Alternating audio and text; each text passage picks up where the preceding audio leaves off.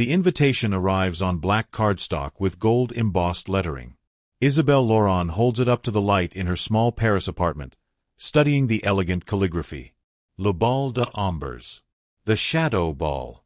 Château Valmont, October 31st. Formal attire. Masks required. The address is handwritten at the bottom, along with a single line, "Your presence is requested by the host." Isabelle has no idea who the host is. Has no idea why she received this invitation. She's a university student studying art history, living on student loans and part-time work at a bookstore. She doesn't travel in circles that attend exclusive masquerade balls at French chateaux. But the invitation is beautiful and mysterious. And Isabelle has always been fatally curious. She texts her roommate Claire, "Want to crash a fancy party with me on Halloween?" Claire's response is immediate. "Are you insane?" "Yes." 3 days later, Isabelle and Claire are on a train heading to the Loire Valley. Cheap masquerade masks purchased from a costume shop, borrowed formal wear that almost passes for expensive. They're giggling, taking selfies, treating this like an adventure. They have no idea what they're walking into. The Château Valmont is Gothic architecture at its finest. Towering spires, aged stone, windows that look like eyes watching their approach. The building is lit from within, golden light spilling from every window. Even from the outside, Isabelle can hear music, a full orchestra playing something classical and haunting. "This is incredible," Claire breathes. "How did you get invited to this?"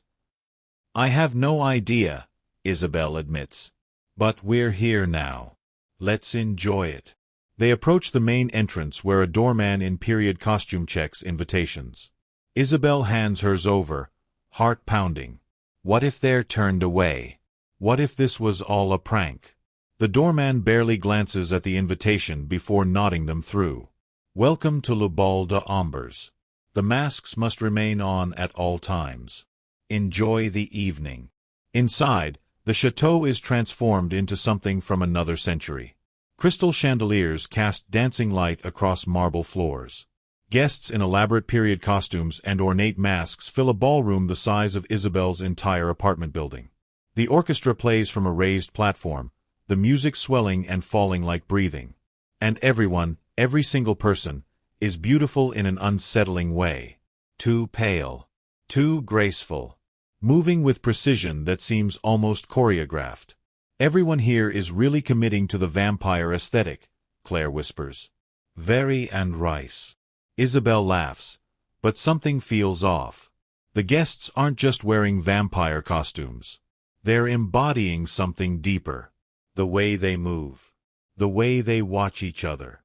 The way several of them turn to look at Isabelle and Claire when they enter, nostrils flaring slightly as if scenting the air. "Let's get champagne," Claire suggests, heading for a server carrying a tray of glasses. Isabelle follows, accepting a flute of champagne that costs more than her monthly rent. She takes a sip, savoring the taste, then notices something odd. None of the other guests are drinking. They're holding glasses, going through the motions, but when she watches carefully, no one actually consumes anything. "Claire," Isabelle says quietly, "look around. Is anyone actually eating or drinking?" Claire observes the room. "Ah, that's weird. Maybe it's some kind of performance art thing? Like everyone stays in character as vampires."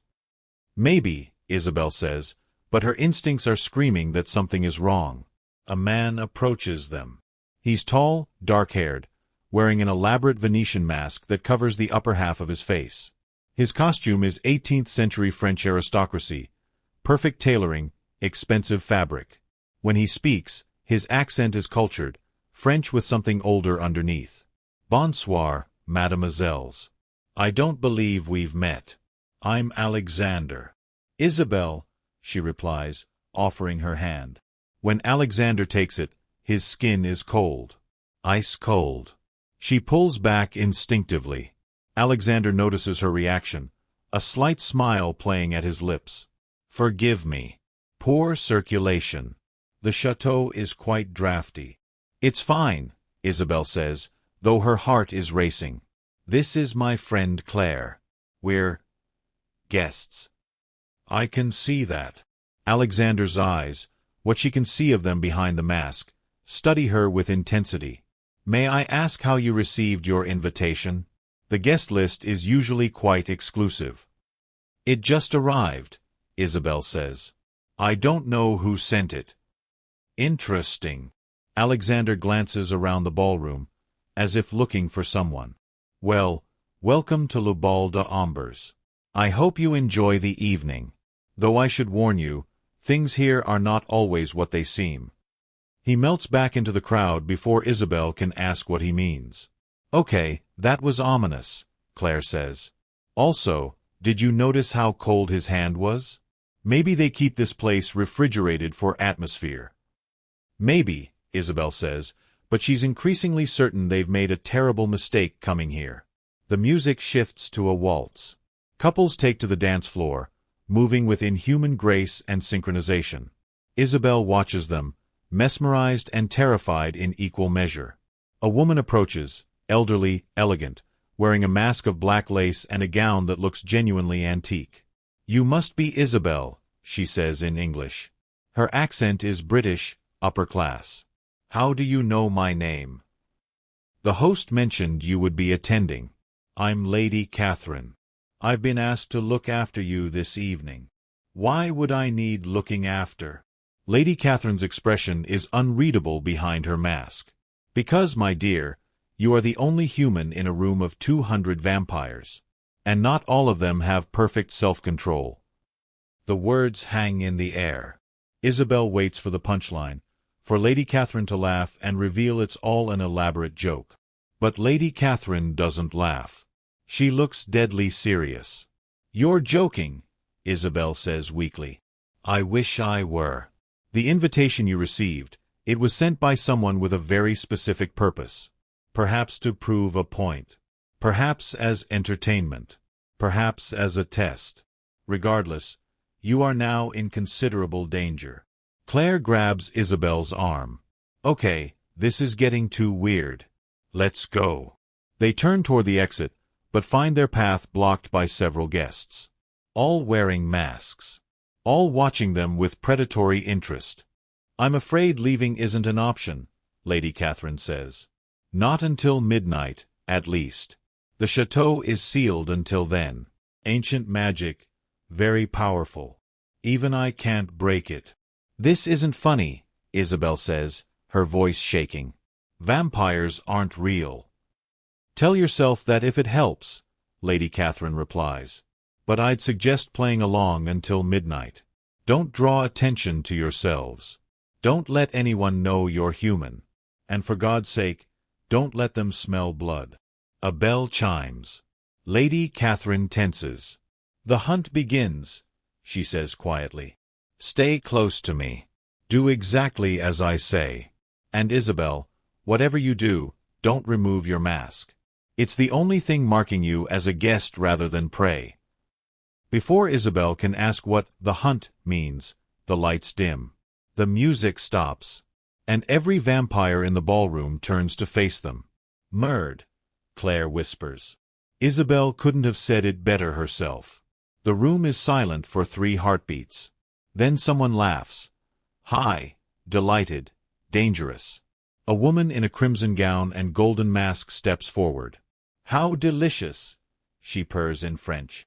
The host has provided entertainment after all. 2 humans. Fresh, young, terrified. They're under protection, Lady Catherine says firmly, moving between the woman and Isabelle. The host's rules apply. The hunt rules supersede host protection, the woman counters. You know this, Catherine. Once the hunt is called, all guests are fair game. These aren't guests. They accepted invitations. They entered of their own free will.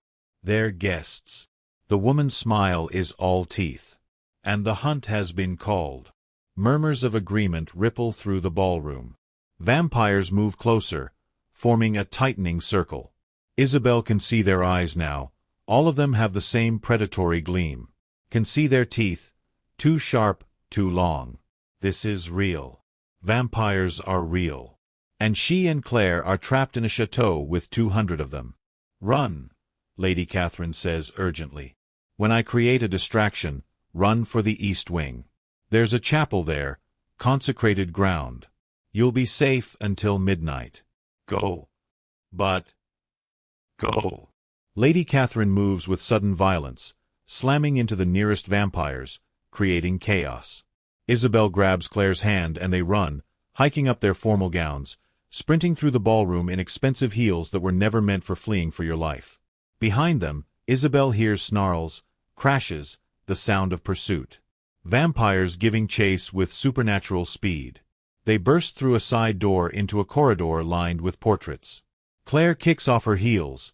Isabelle does the same. They run barefoot on cold marble, taking turns randomly, desperately trying to find this chapel Lady Catherine mentioned. This way. Claire spots a door with a cross carved into it. They slam through the door into a small stone chapel. The moment they cross the threshold, the temperature drops. The air feels different, thicker, weighted with something Isabelle can't name. The vampires pursuing them stop at the doorway. Can't or won't enter. They hiss, frustrated, but don't cross the threshold. Consecrated ground. One of them snarls. Clever. But you can't stay in there forever. When you come out, we'll be waiting. The vampires melt back into darkness, leaving Isabelle and Claire alone in the chapel. They collapse onto a wooden pew, both breathing hard, both shaking. What the fuck? Claire says. What the actual fuck? Vampires are real. Vampires are real. I know, Isabelle manages. I know, I'm sorry, I had no idea. How could you have known? Who sends invitations to vampire balls to random humans? Someone who wanted this to happen, comes a voice from the shadows. Both women scream. A figure steps into the candlelight. Male, wearing a black mask and period costume. He raises his hands in a peaceful gesture. I'm not going to hurt you. My name is Lucien. I'm the one who sent you the invitation, Isabelle. Isabelle stares at him. Why? Why would you do this to us? Because I needed to prove a point to my kind, Lucien says. He removes his mask, revealing a face of striking beauty, sharp features, dark eyes, and ageless quality. I'm the host of this ball. Le Bal de Ombres has been held every century for the past 1,000 years. It's a gathering of vampire nobility from across Europe. Ancient families. Old bloodlines. Creatures who view humans as nothing more than food. And you invited me to make a point? Isabelle's fear is shifting to anger. You put us in danger to prove something to vampires? I invited you because I want to change things, Lucien says intensely. For centuries, vampires have existed apart from humanity. We've treated humans as lesser beings. I believe we can coexist. I believe vampires don't have to be monsters. But to convince the others, I needed to show them that humans can be more than prey. By making us prey? Claire demands. By showing them a human who would survive among them. Who would be clever enough, brave enough, interesting enough to make them reconsider their assumptions. You're insane, Isabelle says. We could have been killed. That's why I sent Lady Catherine. She's on my side, one of the few who believes in coexistence. She was supposed to protect you until midnight when the spell breaks and you can leave. She tried, Isabelle says. But then someone called the hunt and everything went to hell. Lucien's expression darkens. Marguerite. She opposes everything I'm trying to do. She called the hunt specifically to undermine me. To prove that humans can't survive among vampires. Well, she's making a pretty convincing argument right now, Claire points out. You're surviving, Lucien says. You made it to consecrated ground. You're using your intelligence instead of just panicking. That's exactly the kind of resourcefulness I was hoping to demonstrate. We're trapped in a chapel while 200 vampires wait outside for us to emerge so they can eat us, Isabelle says. That's not exactly surviving successfully. Which is why I'm here. To help you. Why should we trust you? You're the one who got us into this mess. Lucien is quiet for a moment. You're right. I put you in danger for my political goals. That was wrong. But now that you're here, now that the situation has escalated, I want to make sure you survive. Not because it proves my point, but because it's the right thing to do. Isabelle studies his face, trying to determine if he's sincere. It's impossible to tell. He's vampire, hundreds of years old, probably. He's had centuries to perfect lying.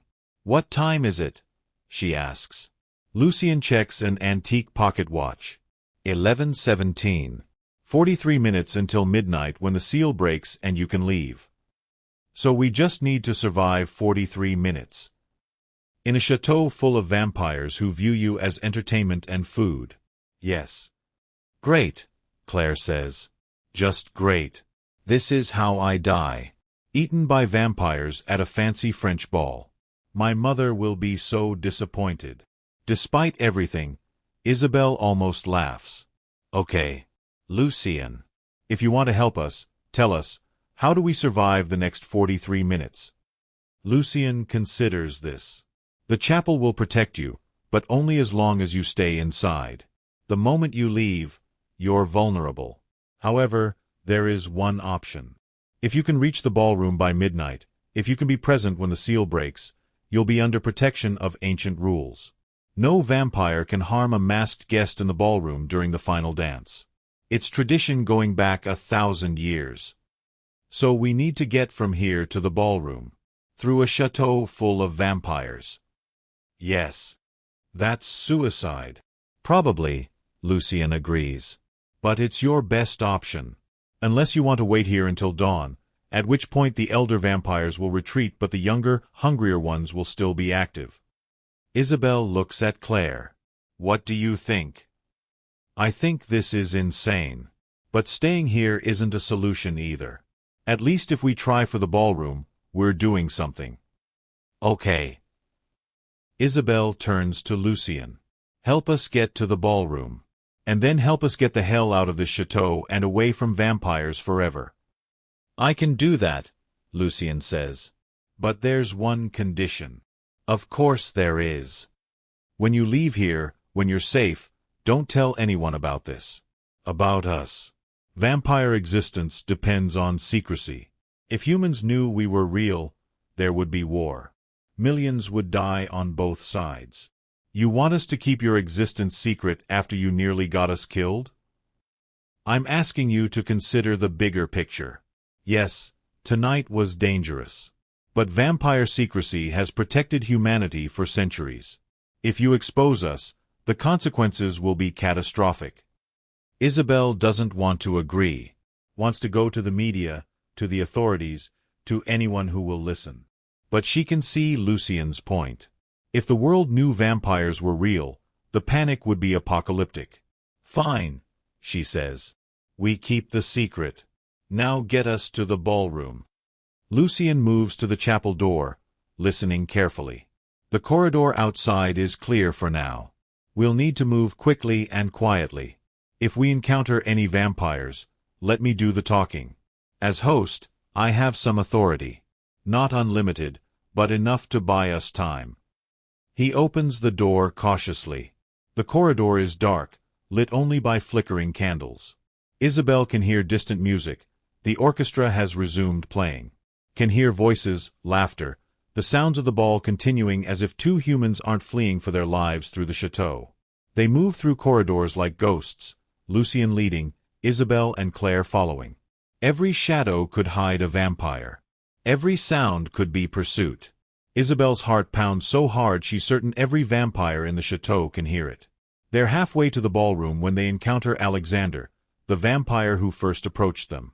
He blocks their path, arms crossed, expression unreadable behind his mask.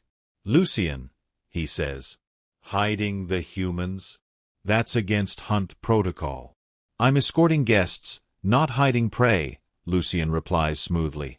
They're under host protection. Marguerite says host protection is void during the hunt. Marguerite doesn't make the rules. I do. I'm the host. Alexander considers this. Then he looks at Isabelle. You're the one with the mysterious invitation. the human who was supposed to prove some point about coexistence. That's me, Isabelle says, trying to keep her voice steady. Interesting. Alexander moves closer, and Isabelle tenses. But he doesn't attack. Instead, he studies her face, what he can see of it behind her mask. You're afraid, but not paralyzed by fear. You're thinking, planning. Most humans would have collapsed by now. Most humans haven't had practice fleeing from supernatural predators. Alexander laughs, genuine and surprised. True. Lucien, your experiment may be more interesting than I thought. Does that mean you'll let us pass? It means I won't actively hunt them. But I can't speak for the others. Marguerite has many followers, and they're quite excited about the hunt. You should hurry. And Lucien? Your political games are dangerous. Be careful they don't destroy you. Alexander melts into the shadows, leaving their path clear. They continue toward the ballroom. Isabelle can hear it now. The music, the voices, growing louder. They're close. They round a final corner and see the ballroom entrance. But standing between them and safety are a dozen vampires. Marguerite leads them, her crimson gown bright as blood, her smile sharp as knives. Going somewhere? She asks in French. Lucien positions himself between the vampires and the humans. The hunt ends at midnight. Let them reach the ballroom. It's 11:53, Marguerite says. 7 minutes until midnight. 7 minutes is plenty of time. Marguerite, don't do this. If you harm them, you undermine everything. I'm not undermining anything. I'm proving that your idealistic nonsense about coexistence is exactly that, nonsense. Humans are food. They've always been food. And these two will make a delicious meal. The vampires advance. Lucien spreads his arms, blocking their path. You'll have to go through me. If that's what it takes, Marguerite says, and launches herself at Lucien with inhuman speed. They collide in a blur of violence. Two ancient vampires fighting with strength and speed that makes Isabelle's eyes hurt trying to follow. The other vampires move to go around them, to reach Isabelle and Claire. Run! Lucien shouts while grappling with Marguerite. Isabelle grabs Claire's hand and they sprint for the ballroom entrance. A vampire blocks their path, young, hungry-looking. Isabelle doesn't think, just acts. She rips off her necklace, a silver cross, worn more for fashion than faith, and throws it at the vampire's face. He screams, recoiling, hands going to his burned skin. Silver. Of course silver works. They burst into the ballroom. The orchestra is playing the final waltz. Couples spin across the floor. Everything looks civilized, elegant, as if chaos isn't erupting just outside. A bell begins to chime. Midnight. 1, 2, 3. The vampires pursuing them stop at the ballroom threshold. Can't or won't enter during the final dance. Ancient rules hold. 4, 5, 6. Isabelle and Claire stand in the doorway, gasping for breath, still holding hands. Around them, vampire couples dance, beautiful and terrible and utterly inhuman. 7, 8, 9. Lucien appears, his costume torn, his blood, staining his shirt. But he's smiling. You made it. 10, 11, 12. The final chime fades. The music stops. The seal on the château breaks. You're free to leave, Lucien says. The doors are open. You can go. Isabelle looks at the exit. At freedom. At escape from this nightmare. Then she looks back at Lucien. At this vampire who put her in danger but also tried to save her. Who believes in coexistence between species that have been at war for millennia. What happens now? She asks. With your experiment? It failed, Lucien says tiredly. I wanted to prove humans and vampires could coexist. Instead, I nearly got you killed. Marguerite was right. I was being idealistic and foolish. No, Isabelle says. She was wrong. We survived. We made it through a château full of vampires who wanted to kill us. That proves humans aren't just helpless prey. You survived because I helped you. Because Lady Catherine helped you. Because Alexander chose not to hunt you. That's not the same as coexistence. Maybe not. But it's a start. Lucien looks at her with something like wonder. You don't hate me? After what I put you through? Oh, I'm absolutely furious with you. You nearly got us killed for a political point. That's terrible. Isabelle pauses. But I also understand what you were trying to do. And I think you're right, humans and vampires don't have to be enemies. We just need to figure out how to exist together safely. That could take centuries. Then you have the time for it. You're immortal. Lucien laughs, the sound mixing exhaustion and hope. You're remarkable, Isabelle Laurent. Most humans would run from here and never look back. I'm not most humans. And besides, Isabelle manages a shaky smile, I study art history. I've spent my whole academic life learning about the past. About how cultures that seemed incompatible eventually found ways to coexist. If humans from different countries and religions can eventually build peace, why not humans and vampires? Because we literally feed on you. So did lots of historical rulers. They just did it through taxes and exploitation instead of blood. At least you're honest about it. Claire tugs Isabelle's arm. Okay, this is a fascinating philosophical discussion, but can we please have it somewhere that isn't full of vampires who tried to eat us? Fair point, Isabelle agrees. She looks at Lucien. Give me your contact information. Email, phone, whatever vampires use. I want to stay in touch. Why? Because if you're serious about coexistence, you need human perspectives. Human input.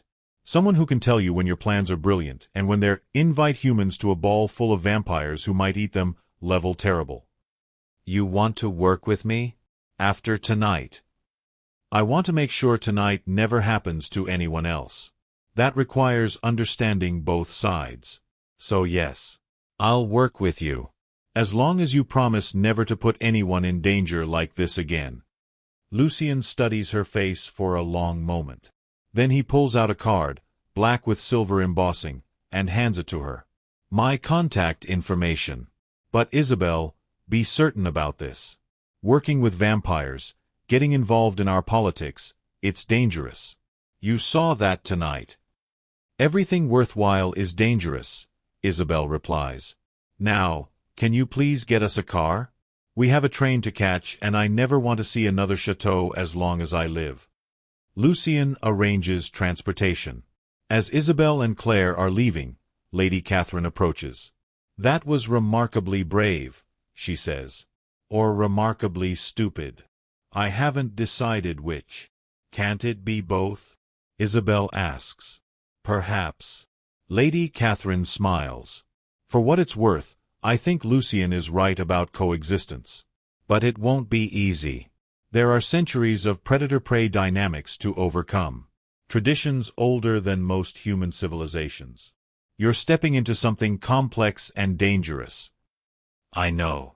But someone has to try. Might as well be me. Indeed. Good luck, Isabelle Laurent. I suspect we'll see each other again. In the car driving away from Château Valmont, Claire turns to Isabelle. Are you actually serious about this? About working with vampires? I think so, Isabelle says. I mean, they're real. Vampires are actually real. And they've been living alongside humanity for who knows how long. That's the biggest anthropological discovery in human history. I can't just walk away from that. You could get killed. I could get killed crossing the street. At least this way, I die doing something that matters. Claire is quiet for a moment. You're insane. But I love you. So if you're doing this, I'm helping. Someone needs to keep you from getting yourself killed. Isabelle hugs her best friend. Thank you. For everything.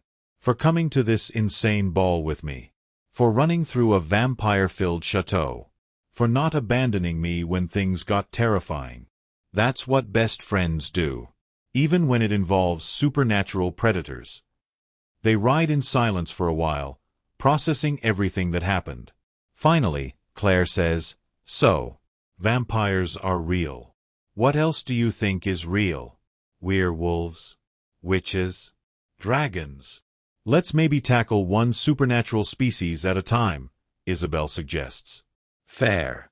But if werewolves are real, I'm totally dating one. Vampires are too complicated.